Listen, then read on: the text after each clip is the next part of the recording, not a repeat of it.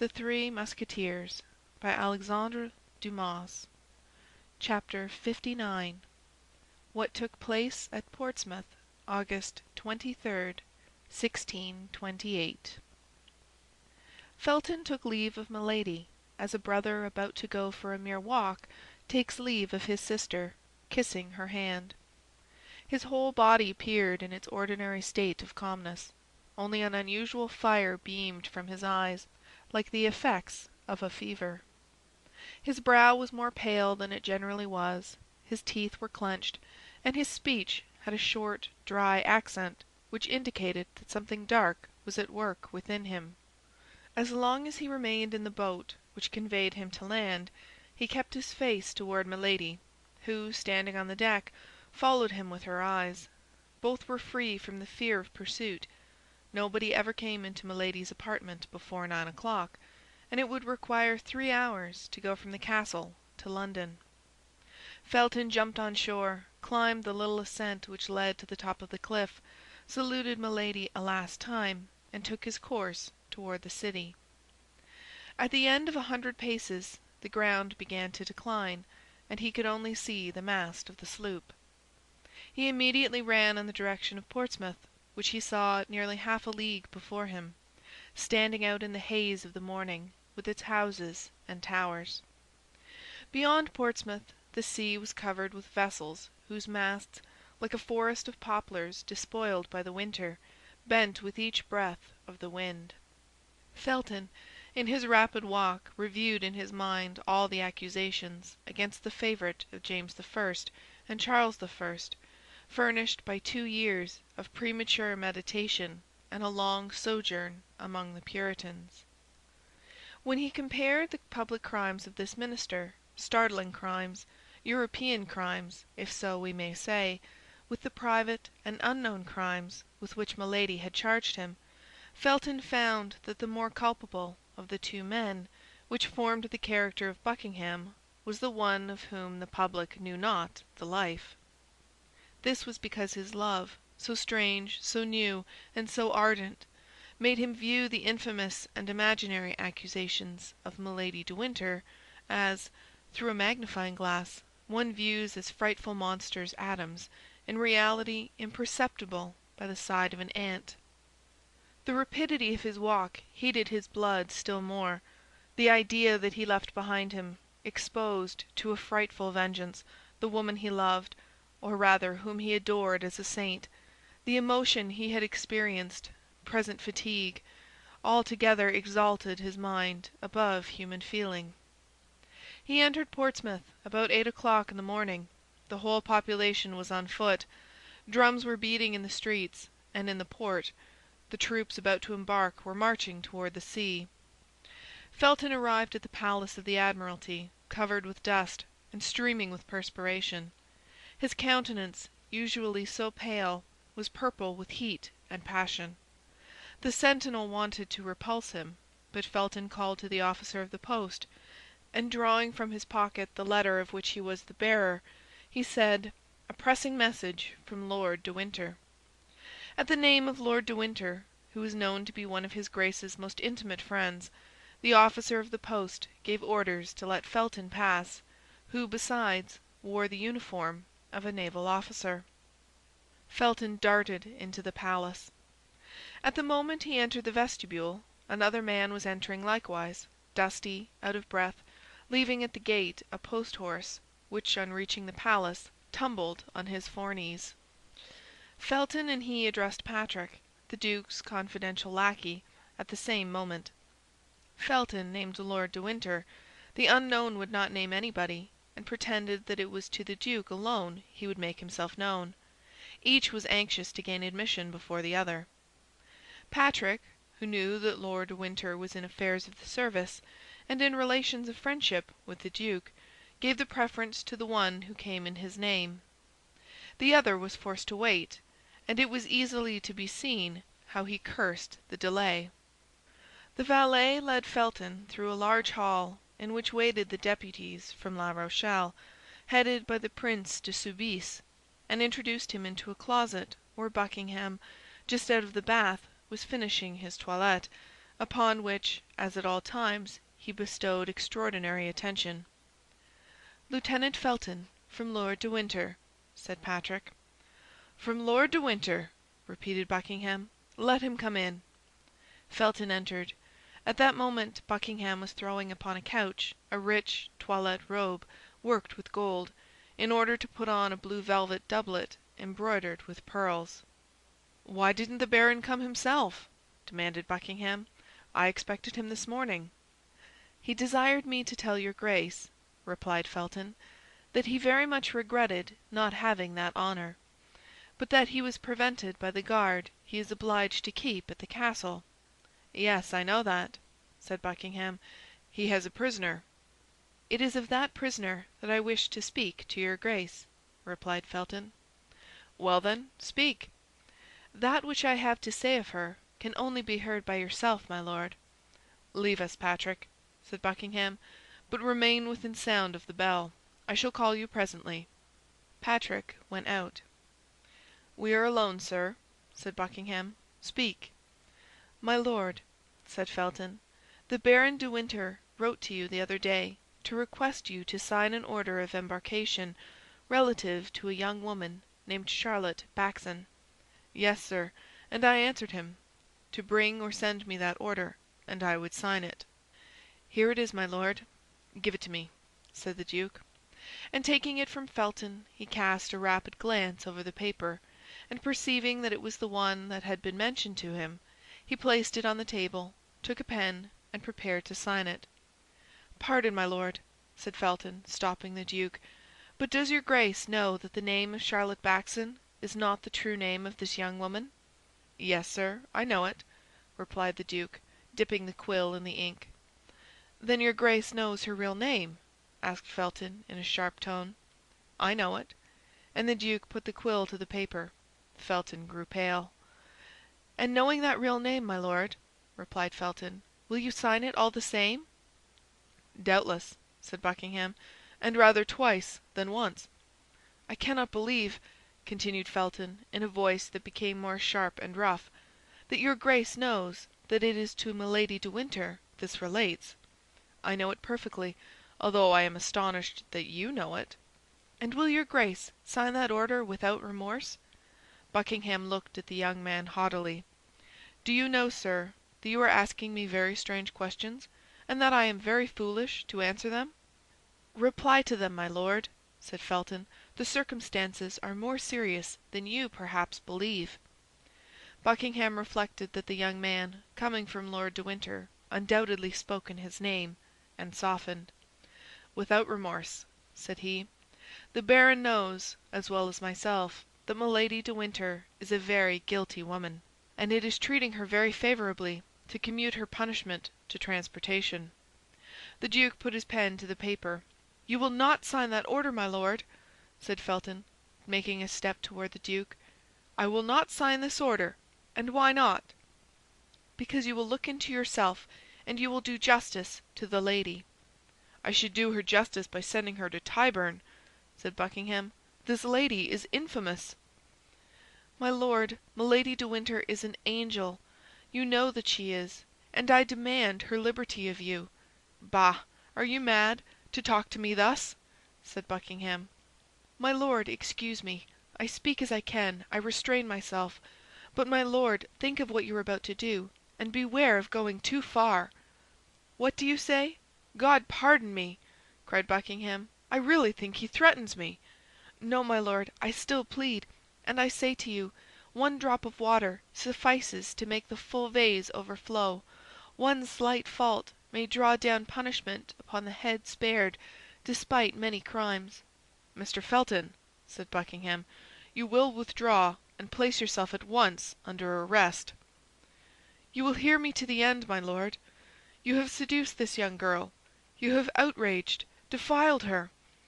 Repair your crimes toward her. Let her go free, and I will exact nothing else from you." "You will exact!" said Buckingham, looking at Felton with astonishment, and dwelling upon each syllable of the three words as he pronounced them. "My lord," continued Felton, becoming more excited as he spoke, "my lord, beware! All England is tired of your iniquities. My lord, you have abused the royal power, which you have almost usurped. My lord, you are held in horror by God and men. God will punish you hereafter, but I will punish you here." "Ah, this is too much!" cried Buckingham, making a step toward the door. Felton barred his passage. "I ask it humbly of you, my lord," said he. "Sign the order for the liberation of Milady de Winter. Remember that she is a woman whom you have dishonored." "Withdraw, sir," said Buckingham, "or I will call my attendant, and have you placed in irons." "You shall not call," said Felton, throwing himself between the duke and the bell placed on a stand encrusted with silver. "Beware, my lord, you are in the hands of God." "In the hands of the devil, you mean!" cried Buckingham, raising his voice so as to attract the notice of his people, without absolutely shouting. "Sign, my lord, sign the liberation of Milady de Winter," said Felton, holding out a paper to the duke. "By force? You are joking! Hello, Patrick!" "Sign, my lord." "Never! Never? Help!" shouted the duke, and at the same time he sprang toward his sword. But Felton did not give him time to draw it. He held the knife with which Milady had stabbed herself, open in his bosom. At one bound he was upon the duke. At that moment Patrick entered the room, crying, "A letter from France, my lord!" "From France!" cried Buckingham, forgetting everything in thinking from whom that letter came. Felton took advantage of this moment, and plunged the knife into his side, up to the handle. "Ah, traitor!" cried Buckingham, "you have killed me." "Murder!" screamed Patrick. Felton cast his eyes round for means of escape, and seeing the door free, he rushed into the next chamber, in which, as we have said, the deputies from La Rochelle were waiting, crossed it as quickly as possible, and rushed towards the staircase. But upon the first step he met Lord de Winter, who, seeing him pale, confused, livid, and stained with blood, both on his hands and face, seized him by the throat, crying, "I knew it! I guessed it! But too late by a minute! Unfortunate, unfortunate that I am!" Felton made no resistance. Lord de Winter placed him in the hands of the guards, who led him, while awaiting further orders, to a little terrace commanding the sea, and then the baron hastened to the duke's chamber. At the cry uttered by the duke and the scream of Patrick, the man whom Felton had met in the antechamber rushed into the chamber. He found the duke reclining upon a sofa, with his hand pressed upon the wound. "Laporte," said the duke in a dying voice, "Laporte, do you come from her?" "Yes, monseigneur," replied the faithful cloak-bearer of Anne of Austria, "but too late, perhaps." "Silence, Laporte, you may be overheard. Patrick, let no one enter. Oh, I cannot tell what she says to me. My God, I am dying!" And the duke swooned. Meanwhile, Lord de Winter, the deputies, the leaders of the expedition, the officers of Buckingham's household, had all made their way into the chamber. Cries of despair resounded on all sides. The news, which filled the palace with tears and groans, soon became known, and spread itself throughout the city. The report of a cannon announced that something new and unexpected had taken place. Lord de Winter tore his hair. "Too late by a minute!" cried he. "Too late by a minute! Oh, my God, my God, what a misfortune!" He had been informed at 7 o'clock in the morning that a rope ladder floated from one of the windows of the castle.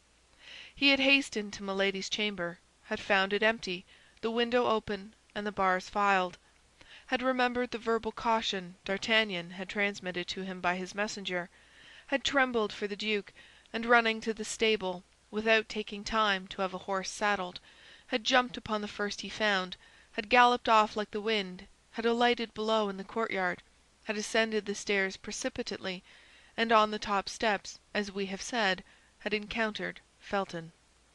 The duke, however, was not dead. He recovered a little, reopened his eyes, and hope revived in all hearts. "Gentlemen," said he, "leave me alone with Patrick and Laporte. Ah, is that you, De Winter? You sent me a strange madman this morning. See the state in which he has put me."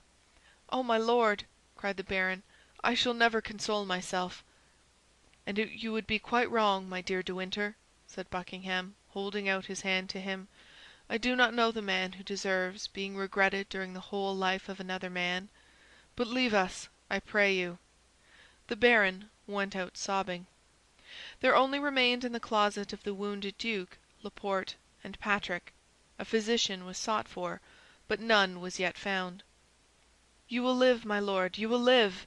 repeated the faithful servant of Anne of Austria, on his knees before the duke's sofa. "What has she written to me?" said Buckingham, feebly, streaming with blood, and suppressing his agony to speak of her he loved. "What has she written to me? Read me her letter." "Oh, my lord," said Laporte. "Obey, Laporte. Do you not see I have no time to lose?" Laporte broke the seal, and placed the paper before the eyes of the duke, but Buckingham in vain tried to make out the writing. "Read," said he, "read! I cannot see. Read, then, for soon perhaps I shall not hear, and I shall die without knowing what she has written to me." Laporte made no further objection, and read: "My lord, by that which, since I have known you, have suffered by you and for you, I conjure you, if you have any care for my repose, to countermand those great armaments which you are preparing against France, to put an end to a war of which it is publicly said religion is the ostensible cause, and of which it is generally whispered your love for me is the concealed cause. This war may not only bring great catastrophes upon England and France, but misfortune upon you, my lord, for which I should never console myself. Be careful of your life, which is menaced, and which will be dear to me from the moment I am not obliged to see an enemy in you. Your affectionate Anne." Buckingham collected all his remaining strength to listen to the reading of the letter. Then, when it was ended, as if he had met with a bitter disappointment, he asked, "Have you nothing else to say to me by the living voice, Laporte?" "The queen charged me to tell you to watch over yourself, for she had advice that your assassination would be attempted." "And is that all? Is that all?" replied Buckingham, impatiently. "She likewise charged me to tell you that she still loved you." "Ah," said Buckingham, "God be praised! My death, then, will not be to her as the death of a stranger." Laporte burst into tears. "Patrick," said the duke, "bring me the casket in which the diamond studs were kept." Patrick brought the object desired, which Laporte recognized as having belonged to the queen. "Now the scent bag of white satin, on which her cipher is embroidered in pearls." Patrick again obeyed. "Here, Laporte," said Buckingham. "These are the only tokens I ever received from her, this silver casket and these 2 letters. You will restore them to her Majesty, and as a last memorial—" He looked round for some valuable object. "You will add—" He still sought, but his eyes, darkened by death, encountered only the knife which had fallen from the hand of Felton, still smoking with the blood spread over its blade. "And you will add to them this knife," said the duke, pressing the hand of Laporte. He had just strength enough to place the scent bag at the bottom of the silver casket, and to let the knife fall into it, making a sign to Laporte that he was no longer able to speak. Then, in a last convulsion, which this time he had not the power to combat, he slipped from the sofa to the floor. Patrick uttered a loud cry. Buckingham tried to smile a last time, but death checked his thought, which remained engraved on his brow like a last kiss of love. At this moment the duke's surgeon arrived, quite terrified. He was already on board the admiral's ship, where they had been obliged to seek him. He approached the duke, took his hand, held it for an instant in his own, and letting it fall, "All is useless," said he. "He is dead." "Dead! Dead!" cried Patrick. At this cry all the crowd re-entered the apartment, and throughout the palace and town there was nothing but consternation and tumult. As soon as Lord de Winter saw Buckingham was dead, he ran to Felton, whom the soldiers still guarded on the terrace of the palace. "Wretch," said he to the young man, who since the death of Buckingham had regained that coolness and self-possession which never after abandoned him. "Wretch, what have you done?" "I have avenged myself," said he. "Avenged yourself!" said the baron. "Rather say that you have served as an instrument to that accursed woman. But I swear to you that this crime shall be her last." "I don't know what you mean," replied Felton, quietly, "and I am ignorant of whom you are speaking, my lord. I killed the Duke of Buckingham because he twice refused you yourself to appoint me captain. I have punished him for his injustice. That is all." De Winter, stupefied, looked on while the soldiers bound Felton, and could not tell what to think of such insensibility. One thing alone, however, threw a shade over the pallid brow of Felton. At every noise he heard, the simple Puritan fancied he recognized the step and voice of Milady coming to throw herself into his arms, to accuse herself and die with him. All at once he started. His eyes became fixed upon a point of the sea, commanded by the terrace where he was. With the eagle glance of a sailor, he had recognized there, where another would have seen only a gull hovering over the waves, the sail of a sloop which was directed toward the coast of France. He grew deadly pale, placed his hand upon his heart, which was breaking, and at once perceived all the treachery. "One last favor, my lord," said he to the baron. "What?" asked his lordship. "What o'clock is it?" The baron drew out his watch. "It wants 10 minutes to 9," said he. Milady had hastened her departure by an hour and a half. As soon as she heard the cannon, which announced the fatal event, she had ordered the anchor to be weighed. The vessel was making way under a blue sky, at great distance from the coast. "God has so willed it," said he, with the resignation of a fanatic, but without, however, being able to take his eyes from that ship, on board of which he doubtless fancied he could distinguish the white outline of her to whom he had sacrificed his life. De Winter followed his look, observed his feelings, and guessed all. "Be punished alone, for the first, miserable man," said Lord de Winter to Felton, who was being dragged away with his eyes turned toward the sea. "But I swear to you by the memory of my brother, whom I have loved so much, that your accomplice is not saved." Felton lowered his head without pronouncing a syllable. As to Lord de Winter, he descended the stairs rapidly, and went straight to the port. Chapter 59.